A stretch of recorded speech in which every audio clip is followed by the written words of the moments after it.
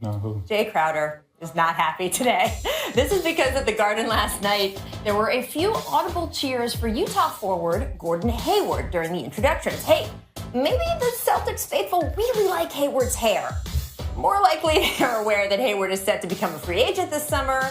He, of course, used to play for Boston coach Brad Stevens when the two were at Butler, and his name has been mentioned as a possible target for Boston GM Danny Ainge.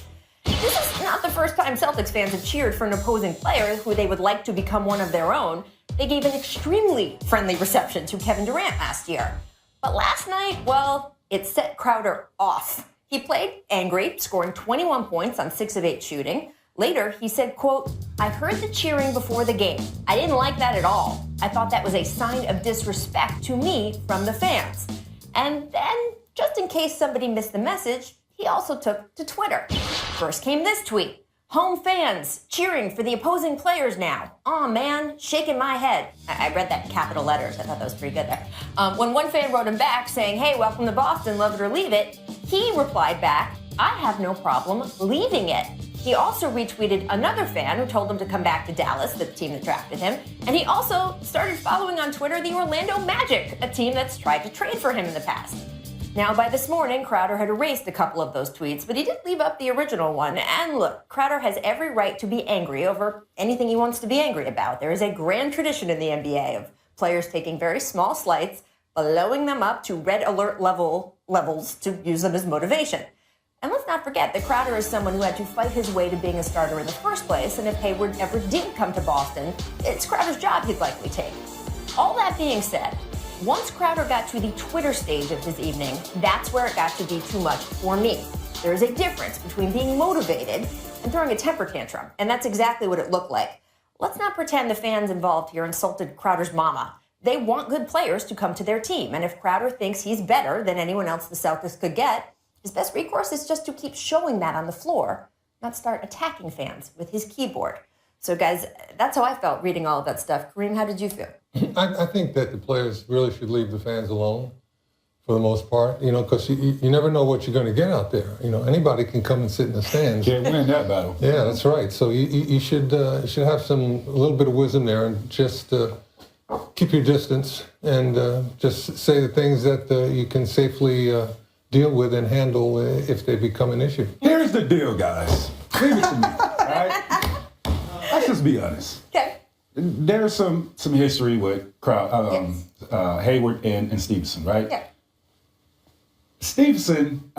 Crowder is not a better player than Hayward. So, with that being said, I will cheer for him too because I will want the better player to come and play for my team. Was that you? No, it wasn't. All right. But Hayward is a better player than Crowder. There's history between him and the head coach, and they would cheer him on. Now, you didn't have this problem when they were cheering for KD, because obviously KD is better. Hayward is a better player too. I'm sorry. Don't take it to social media because you will never win that battle with the fans. At the same time, though, if you were him, wouldn't you? These guys have egos. Like, it would have gotten to me a little bit, right? Like, it would have gotten to you a little bit. Well, you were too good for this whole discussion, but you know what I mean. If you were him, it would have gotten you a little bit. I get that, but know when to fight your battles, though. This is not a battle. You can't win this battle, especially when you're taking it to social media to go at Start fans. arguing with fans. Yeah, you can't win that. Just listen. If that's what motivated you to win score 21 points, do that on a consistent basis. Then we won't be having this discussion. Also, they could play together. It doesn't have to be like one or the other. They could play together. They're both good, versatile wings. They could be on the floor together for a lot of minutes. It doesn't have to be either or. Yes. The fans are always fantasizing about how we can get a better team and right. How we can do this, and they're always playing God with the manipulation of personnel. Right. So you just have to understand that and stay away from it. I just have a problem because when KD came to town, it was fine. It was fine. And then Hayward comes to town, they cheer for him. You got a problem with that. That's what I have a problem with. If you have a problem because you think fans are disloyal to you, don't start being disloyal to the franchise by starting following other teams on Twitter to make a point or saying I should go back. Anyway, probably not the best decision. And his coach, Brad Stevenson, did have a discussion with him this morning about it. So apparently he feels the same way.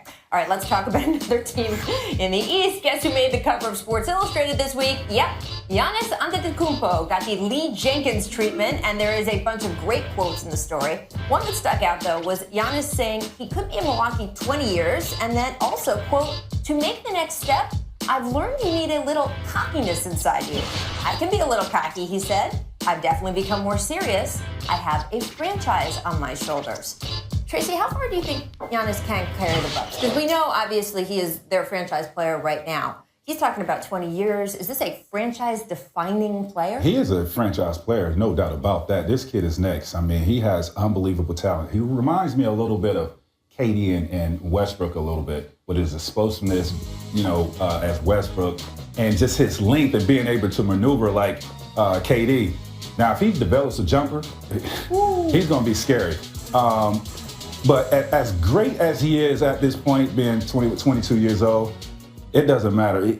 What he has behind him has to improve. I mean, he could be as good as he can and, being one of the top players in the league. If you don't have no dogs behind you, it's going to be very tough for him to take Milwaukee to that next level. Shots fired at Jabari Parker. No. Not Jabari. It takes more than just him and Jabari Parker. There's no shots. Jabari is definitely up and coming. And he's been happy in Milwaukee up until then, coming from where he came from and all the different elements. And he talks about that a lot in the Sports Illustrated story, which is excellent. But Kareem, you were in Milwaukee, and after a while you felt like, you know what? I need to leave this place. And your situation was a little bit different. But it was a lot different. But different time and obviously different things going on with you. But it is comparable only in that it is a very particular market. Yeah, it is. But, they're building, and the fans in Wisconsin are unbelievable.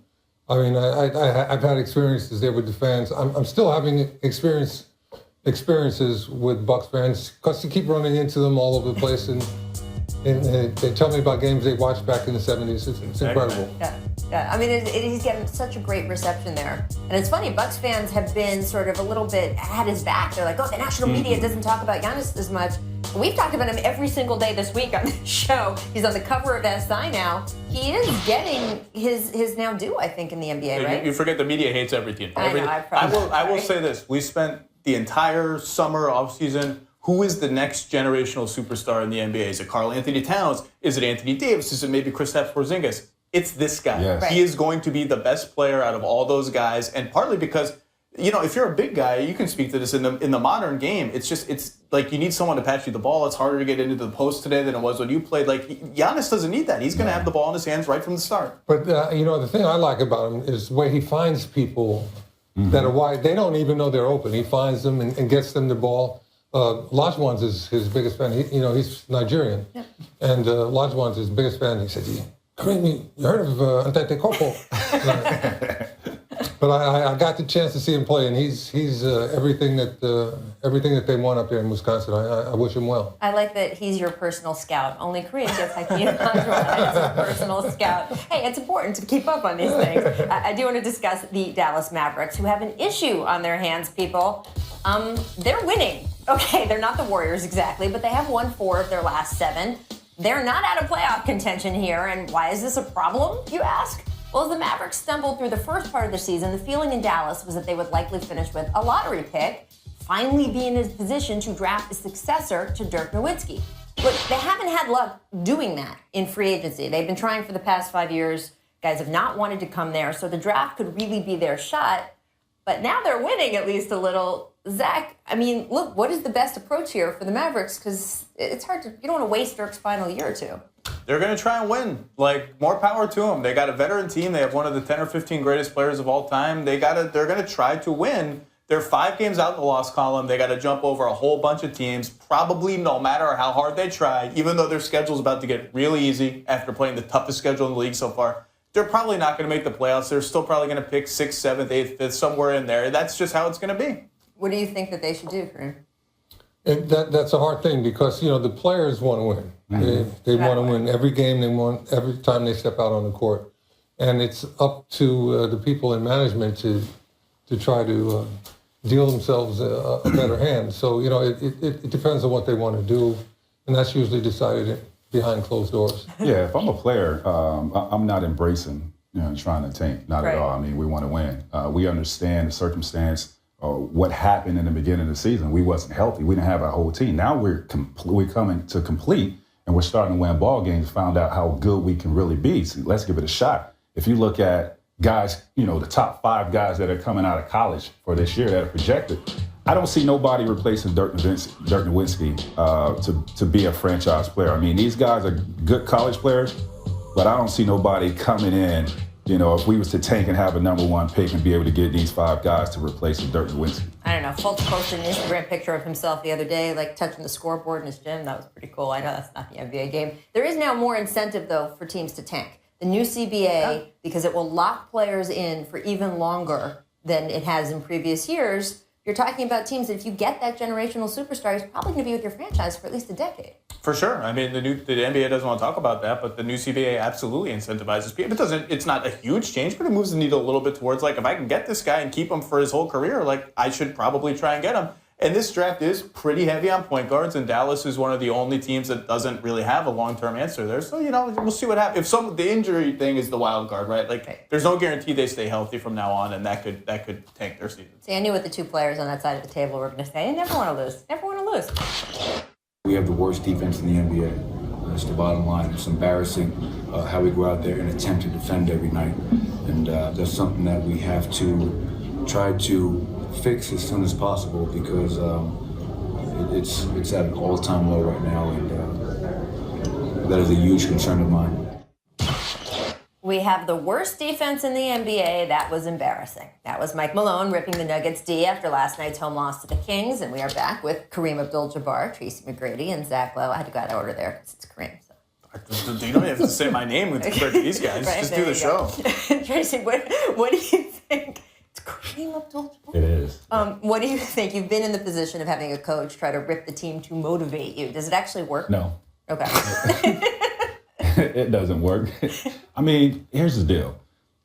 These guys that they have on their team are not guys that are defensive minded. This league is so bad defensively these days. I mean, these guys are all about offense. So you have a bunch of guys that are offensively talented, but they're not locking into defense. And that's up to the coach to get these guys to buy into whatever strategy, whatever system he implements for these guys to go out there and execute. It's just not happening. He's trying, I guess. I mean, this is one of his attempts. He's got to push other buttons. I don't know. He's going to have problems if he gets them to the point where they're feeling persecuted. Right. And he's asking them to do things that they can't do. If he wants them to do different things, he's going to have to show them what he wants them to do and then train them to do that if they haven't learned. Because as Tracy just said, so many guys, all they're thinking about is, how can I score the basketball? How can I score, and how can I score a three-pointer? And, everything else is superfluous, So guys that really embrace defense and, have that bit of fight and, sand in them, those are very valuable guys.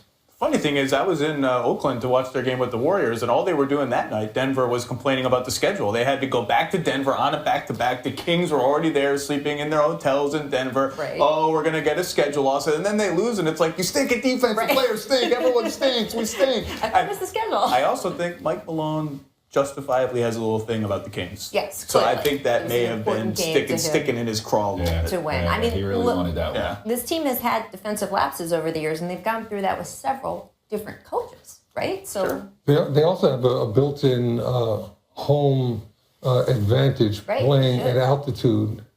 That's always worth. It's an intangible, and you go up there and you can't.